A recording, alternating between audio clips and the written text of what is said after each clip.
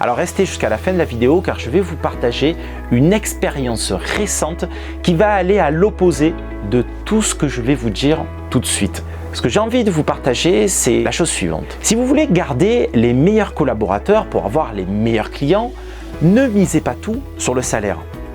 Si vous comptez uniquement sur le manque d'argent pour garder vos collaborateurs, ils trouveront toujours mieux ailleurs, évidemment. Votre rôle en tant que manager est d'augmenter leur puissance d'agir et d'exister. Si vos salariés ont le sentiment qu'ils existent davantage et mieux que s'ils travaillaient dans une autre entreprise, vous aurez toutes vos chances pour garder les meilleurs. Le bon manager, donc, c'est celui qui crée les conditions telles dans son service que ses collaborateurs aiment le travail qu'ils font. Ok, donc j'ai repris là exactement les paroles d'André Comte-Sponville lors d'une conférence, d'ailleurs que j'ai pu vous partager récemment sur une précédente vidéo. Mais je voudrais apporter un gros bémol qui se base du coup sur une expérience récente que j'ai pu vivre dans mon entreprise en tant que dirigeant.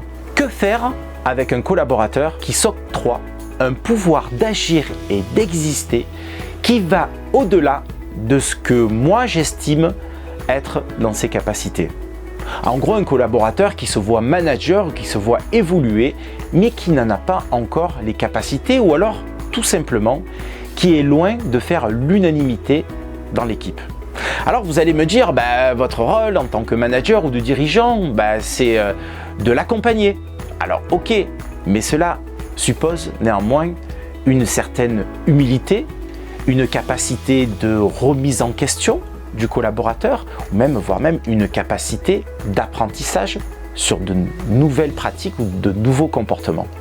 Et quand je dis à ce collaborateur une phrase simple comme « tu sais, ton comportement, parfois, génère auprès de tes collègues de l'anxiété et du mal-être. » Et que face à ça, j'ai un collaborateur, une personne qui limite se vexe et qui trouve tous les arguments pour invalider ce que peuvent ressentir ses collègues. Quand je mets aussi le doigt sur une des lacunes organisationnelles qui n'a pas encore été traitée conformément à ma demande, et que là encore en face j'ai une personne qui justifie son inaction par d'autres urgences ou d'autres priorités sans que je n'ai jamais eu aucune forme d'alerte. J'ai tout simplement en face de moi un collaborateur qui n'est pas prêt à être manager.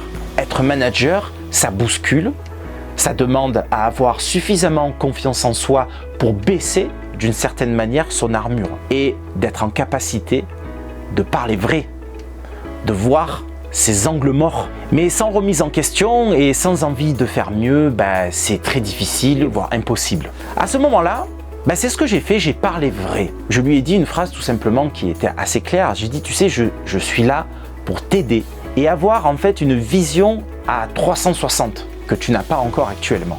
Et là, quand nous avons toujours quelqu'un, c'était mon cas, qui était dans la méfiance et qui a fini au final par avoir des formes de désengagement en disant même des choses qui m'ont assez heurté, en disant ouais, on parle de motiver les collaborateurs, par exemple lors de la dernière réunion d'équipe, tu as eu un discours fédérateur, mais franchement, au regard de ce que je vis là, je considère à mes yeux que c'était de la poudre aux yeux. Et voilà, ça arrive. Je ne pensais, moi, personnellement, jamais vivre quelque chose d'aussi fort et violent d'un point de vue managérial. Mais au final, c'est super parce que ça rappelle aussi qu'un dirigeant, il n'est pas là forcément pour être aimé et qu'il a aussi ses propres limites de compétences dans son action. Quand vous dépassez les 10 collaborateurs, malgré toute la bonne volonté que vous y mettez et toutes les compétences, c'est quand même assez rare d'être apprécié par tous. C'est quelque chose qu'il faut accepter. C'est la vie d'un manager et d'un dirigeant. Voilà ce que je voulais vous partager aujourd'hui. À bientôt. Ciao.